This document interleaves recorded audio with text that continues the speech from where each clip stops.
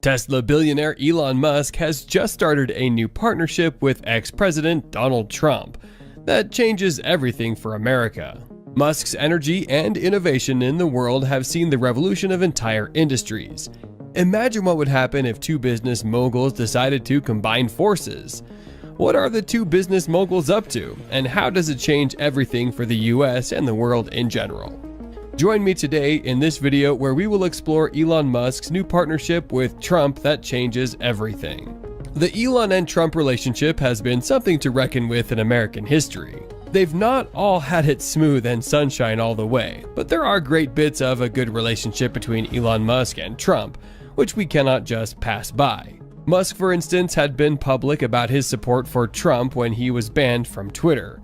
Elon Musk, in fact, said in a tweet that suggested that the former US president didn't violate the rules. Before he acquired Twitter, the biggest question that remained to Musk was whether he would reinstate Trump on the platform. This was the perfect opportunity for Musk to execute justice for Trump, whom he claimed was wrongly banned at the behest of activist employees. Turns out that Musk is a man of his word. As soon as he acquired Twitter, saying that the bird is freed, he ensured that the former bans were restored to the platform. This included former President Donald Trump and others like Ye, or as we know him, Kanye West. On the same note, President Donald Trump reciprocated the good turn from Musk and tweeted that he was very happy that Musk was the new owner of Twitter.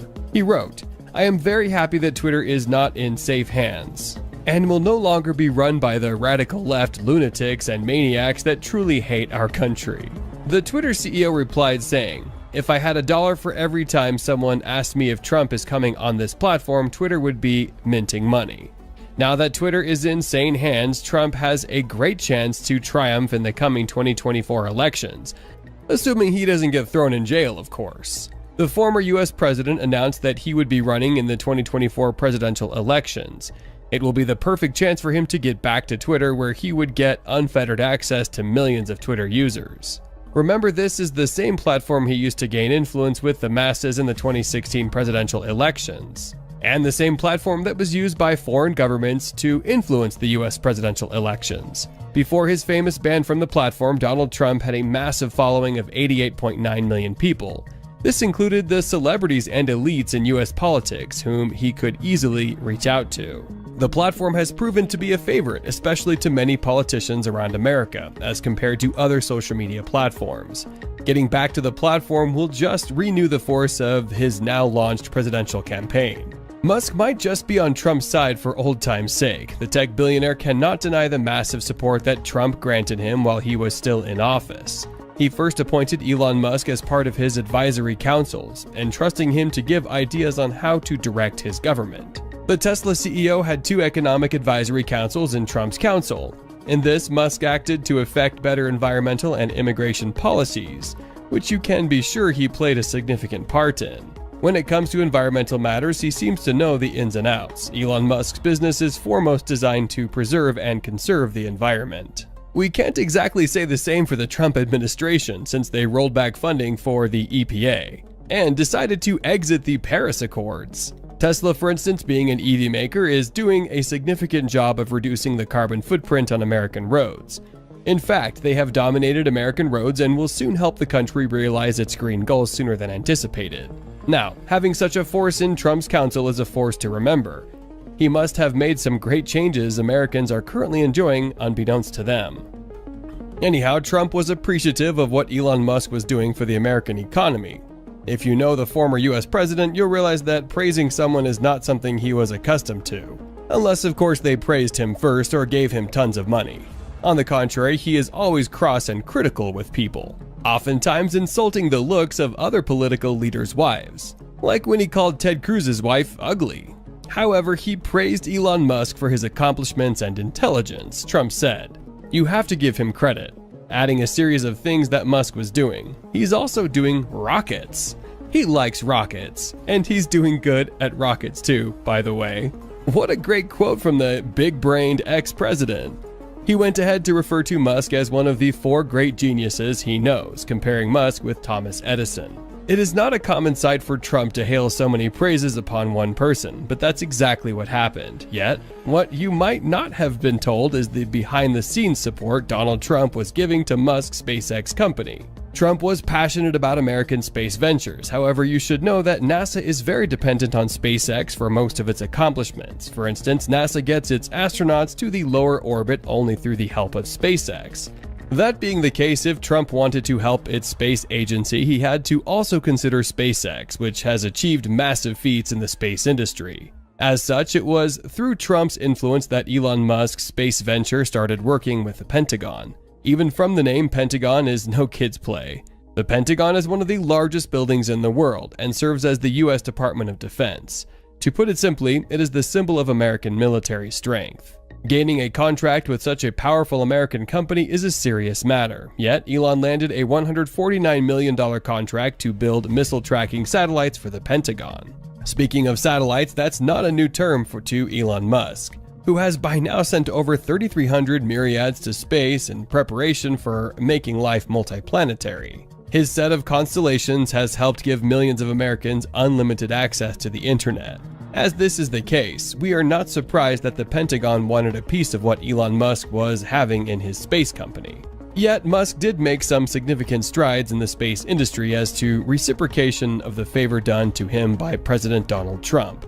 You see, Elon Musk helped NASA regulate the cost of making and launching rockets.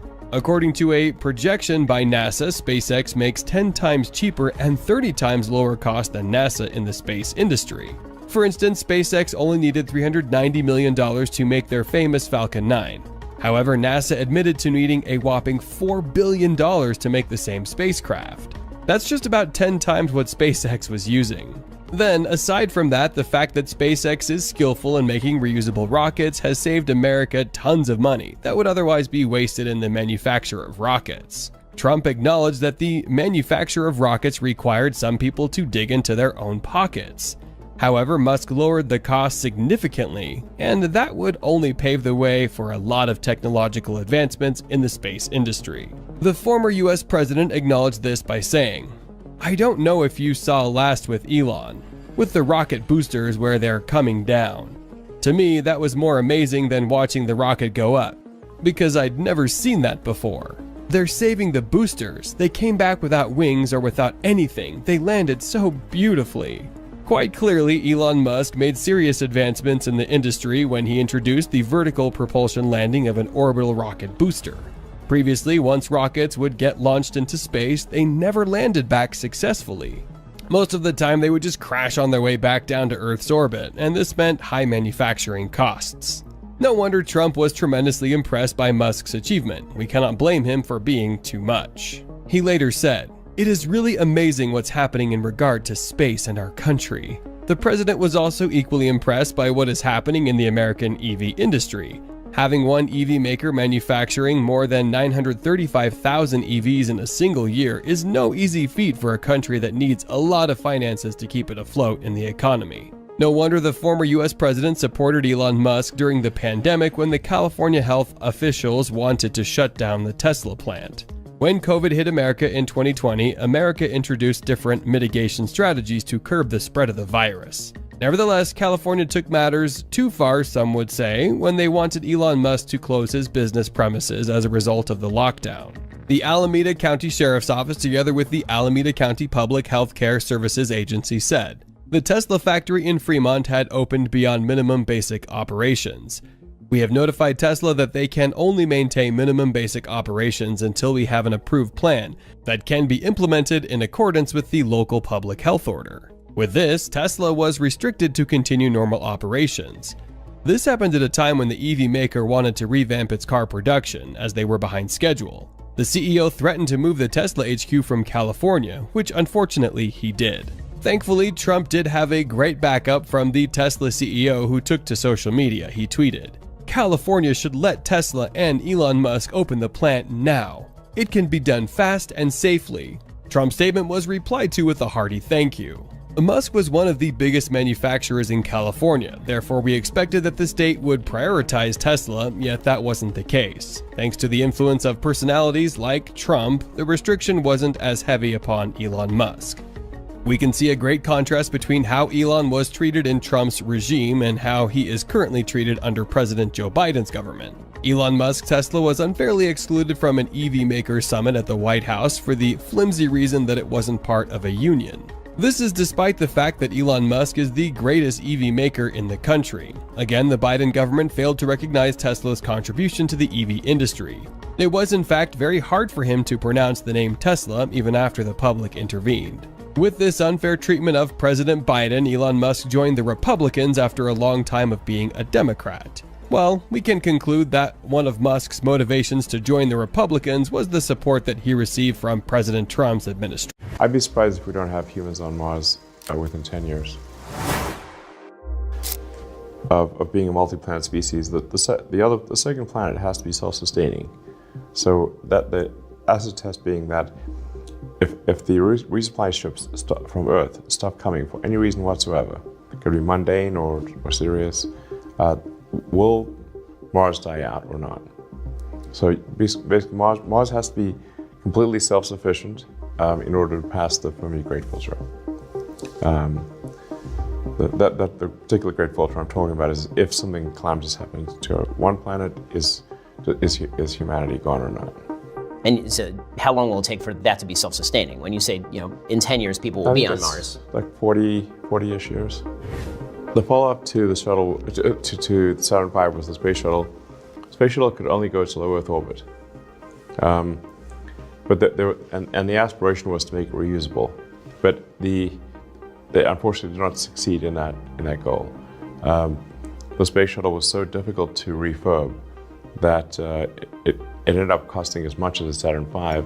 And then the primary structure of the space shuttle orbiter system, that big orange tank, it's actually the primary airframe because it takes the load from the orbiter, the sort of airplane-looking thing, and the side boosters. So you lose that every time. The side boosters land in the ocean, and they're solid rocket boosters, so that they have to get shipped back to the factory to get solid propellant loaded in. Cut a long story short, the cost per flight of the shuttle ended up being roughly the same as a Saturn V expendable. So, but the shuttle had about a quarter of the payload to orbit and could not reach the moon. So noble ideas at the start, but ultimately it was not a good design. At the start of SpaceX, I gave us a less than 10% chance of success. I thought we'd probably die. But I think if something's important enough, it's worth doing, even if you think it's going to fail. And we almost did fail. The first 3 launches of our small rocket failed. Only the fourth one launched succeeded. And if that fourth one had failed, we would be dead. So it's close. At this point, knock on wood, SpaceX is quite prosperous. SpaceX did about 80% of all payload to orbit last year of Earth. China did about 12%, and the rest of the world did 8%. So in this year, if things go well, SpaceX will do 90% of all payload to Earth. And then as Starship really takes off, SpaceX will be doing, at least based on what other companies are currently doing, which is around 300-400 tons to orbit.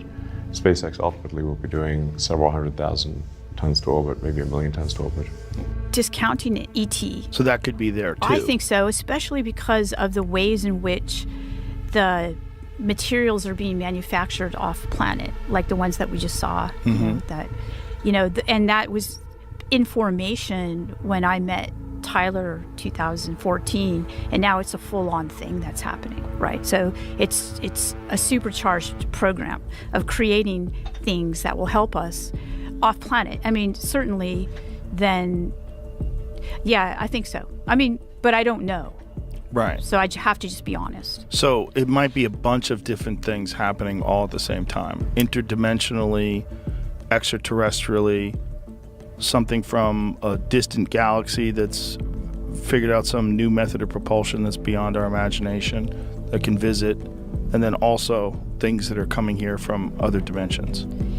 Yes, and even recently somebody... My religion, for lack of a better word, is one of curiosity, where we want to expand the scope and scale of consciousness on Earth and beyond Earth, and ultimately to other star systems. And in order to do that, we need to increase the number of conscious beings, and we need to advance technology such that we can have a self-sustaining city on Mars. ultimately populate the whole solar system, and then go beyond our solar system to other star systems. And therefore, we need more humans. Pretty simple. So, I mean, that's an amazingly different goal than what we've had for the past. Yeah, well, I propose this as a new philosophy. Yeah. Well, not new, but maybe niche. But hopefully getting a bit bigger. So, with that philosophy in mind, the purpose of that philosophy is that the more we expand the scope and scale of consciousness, the more we are able to understand the reality that we live in, the nature of the universe, and to answer the questions that we have, and perhaps more importantly, to know what questions we are not asking. As Douglas Adams would say in Hitchhiker's Guide to the Galaxy, that the answer is the easy part, the question is the hard part. So that's where famously has like it's a big computer comes up with the answer 42, but the really hard part is what question to ask. Mm-hmm. Answer's 42, what's the question? So I think that's a pretty optimistic, positive philosophy. Also has a lot of room for other beliefs if you want to add them to, Mm-hmm. But the fundamental tenets of my belief structure are expand the scale of consciousness. More people. I guess more computers too, to the degree that they are conscious. And we want to pass through one of the great filters that you're familiar with the Fermi paradox and the great filter. Enrico Fermi, great, amazing physicist, posed a very simple question. He said, "Where are the aliens?" Because we've seen no sign of them. Now, a lot of people think they've seen signs of aliens. I've seen no evidence whatsoever of aliens. So it's a troubling question. Why not? So one of the answers, perhaps the most likely answer, is that we're it. That the tiny candle of consciousness that constitutes humanity is all that there is in this vast darkness. And I think we should assume that is the case until we actually affirm evidence to the contrary. And moreover, human consciousness only arose after 4.5 billion years. Something I wanted to ask you is, this is a big question. But with all the stuff that you do, what motivates you? What's the big driver? Well, generally, what I'm trying to do is take the set of actions that maximize the probability that the future will be good for civilization, that we will expand the scope and scale of consciousness, so that we're better able to understand the nature of the universe. So I'd say I have like a philosophy of curiosity. Try to understand more about the nature of the universe, understand like what does it all mean, where do we come from, where are we going, where does this all end up, what's real, are there aliens? Well, they seem to be confirming some stuff quite recently. I have yet to see any actual evidence of aliens.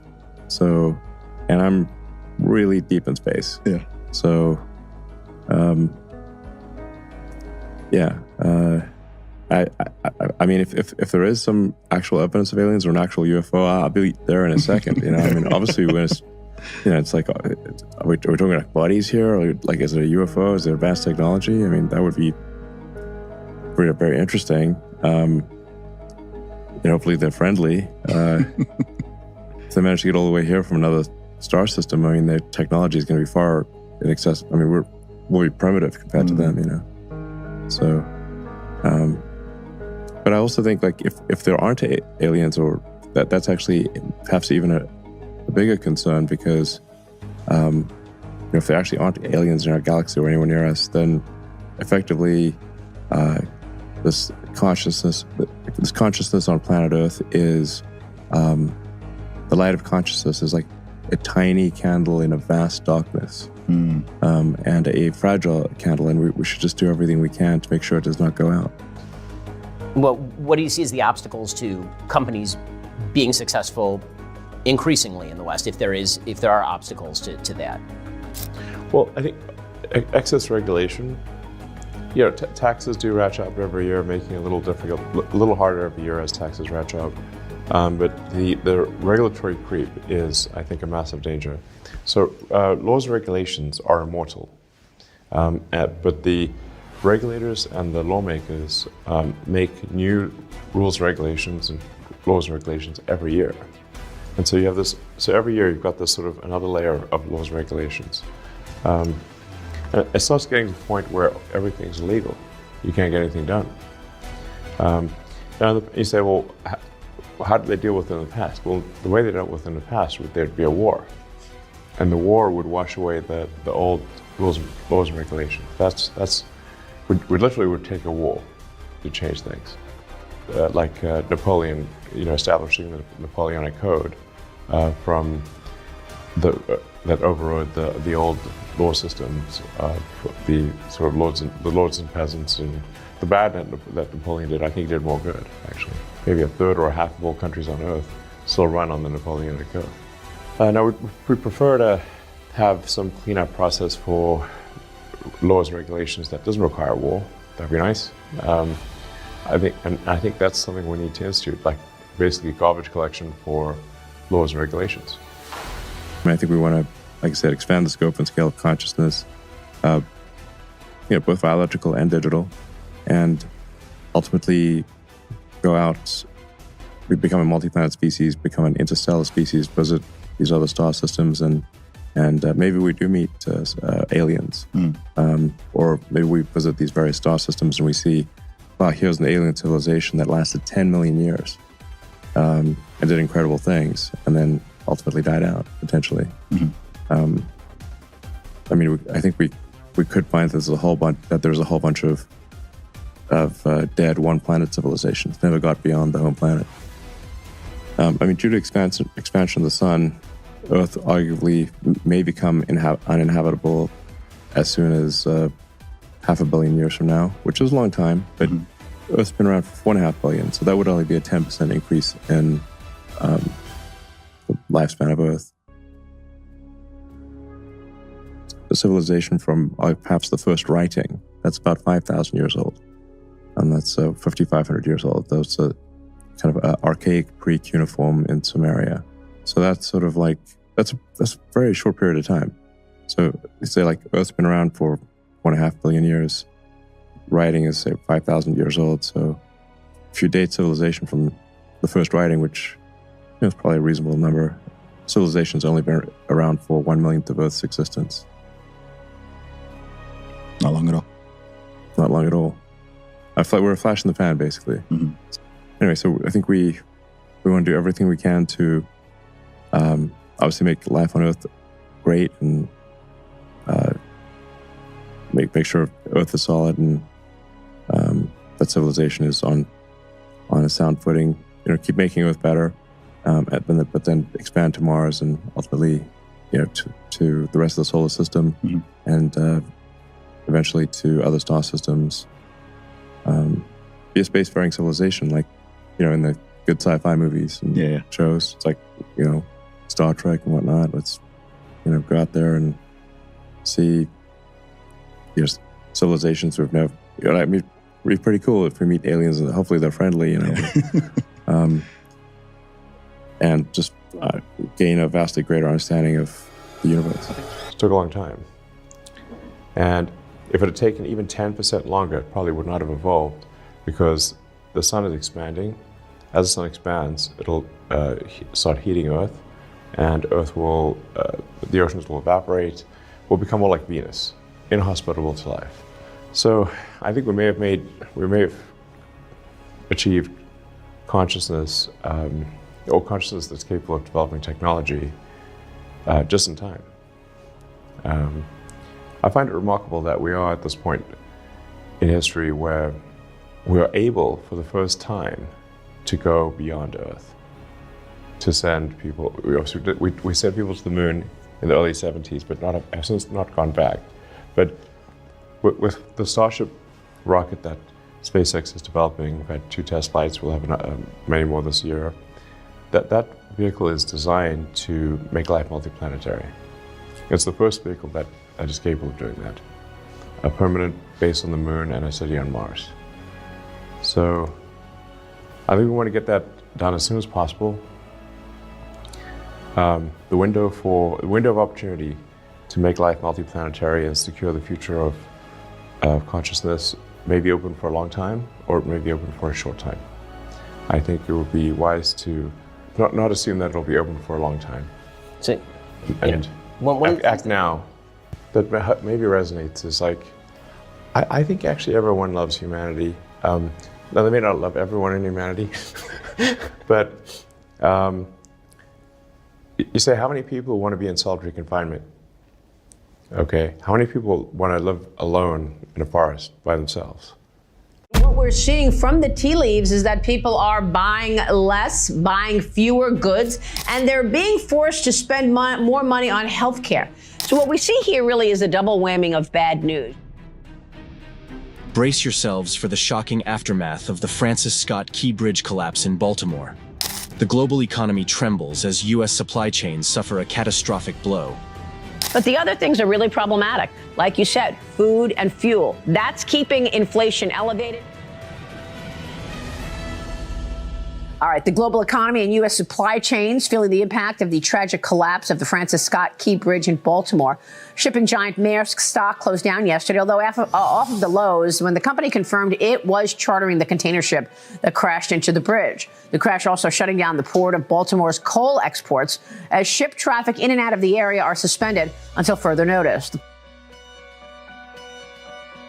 Now, you said a long time ago you felt inflation was not going to go down, that it was going to stay elevated. But you also said watch during an election year how the powers that be manipulate the energy market and get oil prices lower. What's the impact now after this disaster on energy and commodities? The relentless push to sideline fossil fuels in favor of a climate change agenda drives oil prices skyward, fueling a crisis that imperils the very backbone of our transportation infrastructure. Yeah, and you know, Bill, the underlying component here that is really the problem is what you just said, oil. And the fact is that when you have this climate change agenda that is pushing fossil fuels to the side, it's only pushing oil prices up. And so when you've got the price of oil going up, that is what is needed to transport the products. Well, everything that President Biden has done to try to bring the energy prices down, they were fought by the OPEC nations. And look what happened, what Iran did in the Red Sea, in the Suez Canal. The oil was blocked. As the wreckage of the Francis Scott Key Bridge paralyzes Baltimore's vital coal exports, the ominous ripple effects threaten to engulf the entire nation in economic turmoil. It's true, but we're still waiting for things to actually show the impact of 11 rate hikes. This morning we got housing data. Actually, housing starts and housing permits were up, and a lot of people expected them to be down. So we still are looking at an economy that is growing, but growing slower and continuing to slow down going into next year. With ships diverted from Baltimore to New York Harbor and New Jersey, the once thriving city faces an existential threat, teetering on the brink of economic devastation. And if they were afraid of President Biden, that they go in and use them and wipe out the Houthis and reopen the Red Sea, he would solve the problem. But he hasn't done so, and nobody understands why he hasn't done so. Why do you allow a group to shut down the Red Sea, shut down the Suez Canal, and create havoc on the prices of food and the prices of oil? Yeah. So do you think that's what's going to happen? Because I know that in 2023, that port was the second busiest for coal exports. You also had top commodities by weight in 2022 that were also important: liquefied natural gas, waste paper, ferrous scrap, automobiles, light trucks. So this is all government data in terms of what comes through that port. The city of Baltimore is going to be devastated. And, we'll deal with it because the ships, instead of going to Baltimore, they'll end up in New York Harbor and New Jersey. And we'll deal with it. But we can't afford a second problem. Yeah. And the bridge going down, it was a similar bridge that happened in Tampa, Florida, that went down. was 13 people. 35 people in that time, Oh, in Tampa in 1980. And this bridge was not supported enough. You know, how you build it cheaply and you just get it done. Desperation grips the nation as consumers, stretched thin and burdened by rising costs, plunge deeper into debt just to afford basic necessities like gas and food.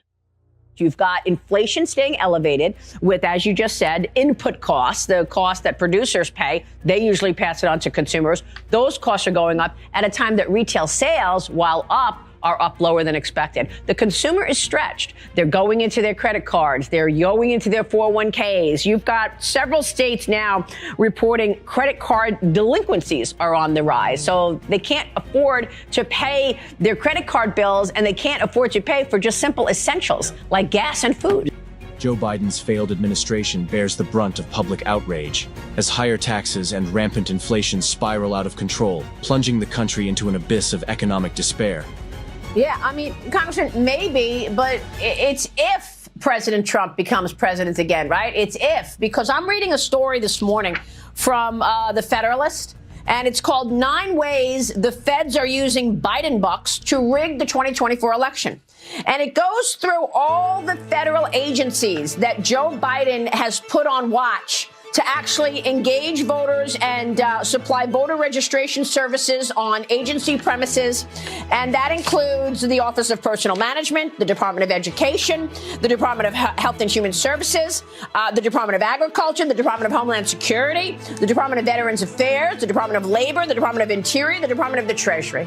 Okay, so what are you all doing about it on the Republican side as the government, Biden's administration seems to be using a whole-on government approach to get people to vote Democrat? Yeah, you know, and you've seen the weaponization of government. In fact, we set up a committee just to look into the weaponization of government. There are a lot of lawsuits when Joe Biden said, hey, we're going to waive student loan debt. That was taken to court. Ultimately, the court said, no, he can't do that. He's going to continue to push the envelope. And look, if the election was held today, we would win. I think we'd run the table. The election's not today. It's 8 months from now. And as you pointed out, I think they're going to pull out every stop. We need to be pulling out every stop as well. And we're going to do that. But I think the country's fed up. The country really doesn't like the direction under Joe Biden, under this failed administration. Higher taxes, which yielded to higher spending, higher inflation. People are paying more for everything. They're sick of it. They don't want an open border. They're watching chaos all around the world. All of our allies under attack by enemies. And Joe Biden's only made it worse. Biden's open border policies flood the nation with millions of undocumented immigrants annually, exacerbating economic woes and fueling a growing sense of disillusionment among the populace. I mean, this wide open border has obviously put national security at risk in this country. And the Supreme Court decision yesterday also is something to discuss, given the fact that that was impacting democracy. Give us your reaction to the SCOTUS decision and the wide open border today. Well, the border's wide open, Maria, as President Trump said, because Joe Biden wants it to be open. He promised in his campaign in 2020 that he would reverse all of President Trump's highly effective policies that had, in effect, closed our border. That's exactly what he did on day one. We've seen an invasion of our country ever since. 10 million illegal migrants have crossed our border. President Trump is also right that President Biden could close the border. At least he could substantially reduce the flow if he took a few simple steps. For instance, stop the abuse of parole authority. Barack Obama only paroled 5,000 or 6,000 people a year into the country. Joe Biden is approaching 2 million people a year. He could also just send the message to the rest of the world, don't come. If you do come, you won't get in. But he won't do that because his party is ideologically invested in open borders. That's why the American people have soured so badly on Joe Biden while President Trump is running ahead of him in virtually every poll. And the Democrats are resorting to legal warfare to try to keep President Trump off the ballot. Thankfully, the Supreme Court junked that yesterday. I think that you're also going to see President Trump winning most of these bogus cases against him. But it's a sad state of affairs when Joe Biden and the Democrats are so unpopular that they can't try to win at the ballot box. They can simply try to imprison their opponent, which is something that's more fitting for a country like Pakistan or Brazil than our great nation.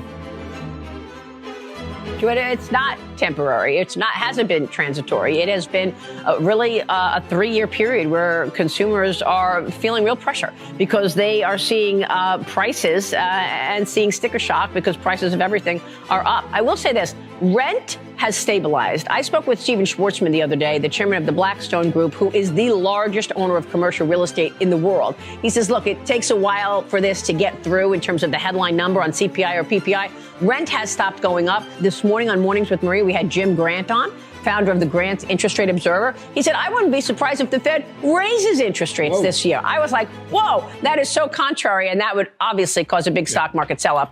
I don't really buy into that. I don't think the Fed's going to raise rates. But for him to say that. Amid a faltering economy and skyrocketing inflation, Biden deflects blame and shirks responsibility, leaving a trail of broken promises and shattered dreams in his wake. Well, this is all very disturbing, obviously, Senator. And I wonder what your thoughts are on what the president is spending his time doing. I mean, you've got a wide open border, as you say, 10 million illegals in this country on Biden's watch. You've got an economy that is teetering potentially on recession later this year. We're seeing a growth slowdown, inflation at 40-year highs. We're still seeing inflation up 18% on Joe Biden's watch. And this morning, he's talking about late fees, and he's talking about corporate America. And it's companies' fault that people are facing inflation. Is this all sort of a preamble to the State of the Union on Thursday? Yeah, I think what you'll see in the State of the Union Thursday night, Maria, is a massive effort to shift blame, because that's what Joe Biden seems to be doing most of the time, blaming other people for his own failures. He wants to blame Republicans for the fact that he opened our border and allowed this 10 million migrant invasion to occur, or to blame Benjamin Netanyahu for being too tough on bloodthirsty in Gaza, when it's Joe Biden's weakness and appeasement of Iran and its proxies across the region that caused this to start in the first place. All Joe Biden seems to be doing lately is blaming others for his own failures. That's why the American people are prepared to repudiate him this fall, because he doesn't have any answers or solutions for them. He only has blame and bitterness for his own failed presidency. Big mistake to do it. Number one, I think it tells us that the consumer is stretched for them to reach into their retirement accounts and need money to pay for these essentials.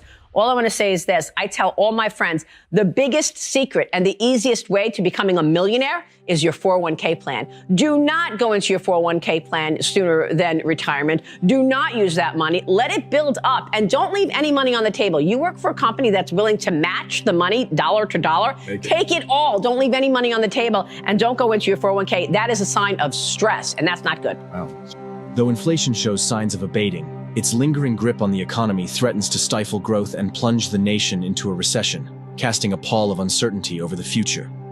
Well, good morning, Bill. That's exactly right. That took a big chunk out of this quarterly numbers for the retailers. Now, you mentioned Walmart. Walmart has something going for it. It's Walmart. A lot of people want to trade down to cheaper stuff. They don't want to be paying sky-high prices for things. So Walmart is actually taking market share from other people. Walmart was able to report revenue was up 5.25%, and same-store sales were up 4.9%.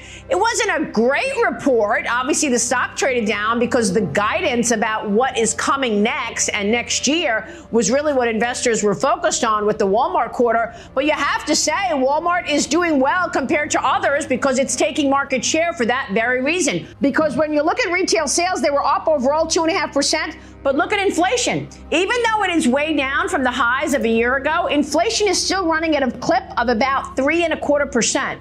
So the mixed story was just that for the retail earnings this quarter, Bill. We saw some positive surprises in some. People did see a decline in luxury spending. They're trading down to places like Walmart. And the expectations for the future are also quite worrisome because partly there's going to be a resumption of student loan payments.